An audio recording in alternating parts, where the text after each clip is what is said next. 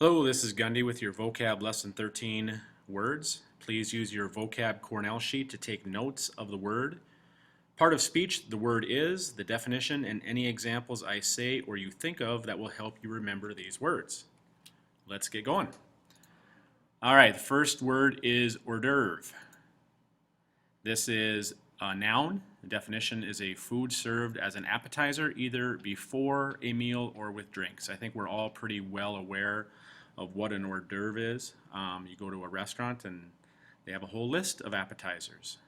The fancy word for appetizer is hors d'oeuvre. So there we have a bowl full of little cocktail weenies with barbecue sauce. We've all probably had these, or meatballs, or chicken wings, or whatever. But an hors d'oeuvre is just a food that is served before your main meal. All right, next word is immaculate. This is an adjective. Definition is without stain or spot, free from error, without sin, pure. So, a good example of this would be, in religious terms, would be the Virgin Mary. She was immaculate. She was a virgin when she gave birth to Jesus. She was without sin. Another example would be a white knight. These are, a white knight is generally something that, that kind of is a metaphor for they're immaculate, that they're pure. So anyway, so that's the word immaculate. Next one is impartial. Part of speech is an adjective. Impartial, the definition is fair, just, showing no favoritism, or unbiased. So an example of that would be a judge. A judge is supposed to be fair and unbiased. They're supposed to just look at the facts, those kind of things. Anyone dealing with the law, they are supposed to be impartial. They're not supposed to have an opinion one way or another. So that's how you can kind of look at that word. Next word is impediment. Impediment is a noun. This is an obstruction of some kind or a speech disorder. So as far as a speech disorder, a speaking impediment would be like a stutter, something like that. Or if a person speaks with a lisp, that would be a speech impediment. It's a speech disorder. But an obstruction would be more like if this huge boulder crashes down across a highway. Well, you drive up to that, it's impeding your ability to continue on the road. Another one would be a road closed sign. That's an impediment. That's stopping you. Okay, it's something that's stopping you from getting where you're going. So any type of impediment it's something that stops you from doing something. Next word is imperceptible. This is an adjective. The definition is too slight or subtle or gradual to be noticed. So let's look at the photo here. Here we have, it looks kind of like a grasshopper, but you can see how it blends into the background really well. Things that, animals that camouflage themselves really well. You look at the military, military out in the field or wherever, they wear fatigues and they wear face paint and things like that to be not noticed. So that's imperceptible. When you go bow hunting, you're putting on clothes, you're putting on scents, you're putting on face paint to make yourself imperceptible to the deer. Next word is implacable. Part of speech is an adjective. The definition, not capable of being pacified or appeased or relentless. So let's look at our examples. Here's a crying baby. It is implacable. It's not being pacified or appeased. Probably many of you maybe have little brothers or sisters that might sit and cry when they haven't gotten their way, whatever the case may be. Another example, relentless, is the honey badger.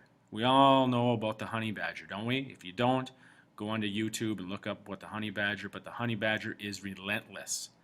Okay? They're relentless, they just don't care, right? So implacable. Next word is imposition. Part of speech is it's a noun. Definition, something forced on a person such as a tax or an undue burden. Okay, so it's an imposition. It's something that puts you out. It's something that you don't necessarily really like to do. It's something, an imposition is like an imposition on your time. It's when you're spending time on things that you don't like to do. So an example of that is taxes. For us adults, these are big impositions. We don't like to do taxes. They take up time. My wife does our taxes. She sits at home on a computer and puts in all our tax information. This is a major imposition. Also, another imposition is cleaning or doing chores. Okay, we'd much rather be out doing fun things, but mom and dad want you to clean your bedroom or clean the bathroom or whatever the case is. It's an imposition on your time. It's something being forced on you. It's an undue burden that you don't like to do. Next word is inaccessible. This is an adjective. It's not easily, a definition is not easily reached or approached. It's out of the way. So something that is inaccessible. Could be something as simple as, it's something that's high up on a shelf or a cupboard. You got to go get a ladder to go get it. It's not easy to get at.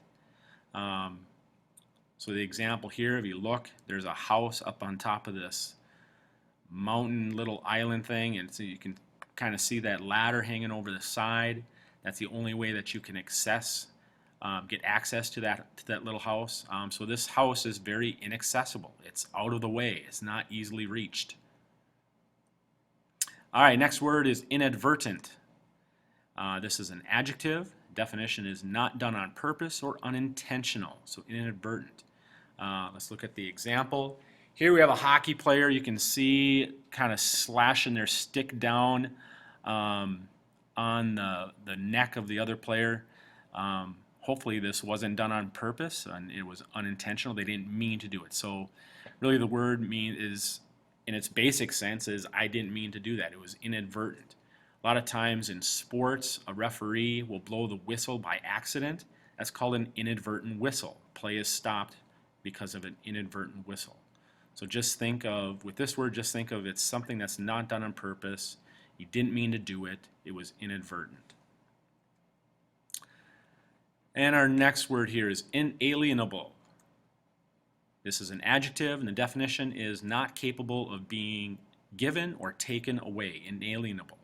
Now, where you find this in history is our Constitution. The amendments are inalienable rights. All right, so we have free speech is a right that can't be taken away. We can say what we want. Obviously, there's kind of moral guidelines that go along with that, but people can say whatever they want. It's an inalienable right that can't be taken away. Another big one, of course, is guns, gun ownership. This is another inalienable right that can't be taken away. As much as politicians and people on TV may talk about, banning and limiting guns and whatnot, it's an inalienable right that can't be taken away. So those are our 10 vocab lesson 13 words. And have a great day.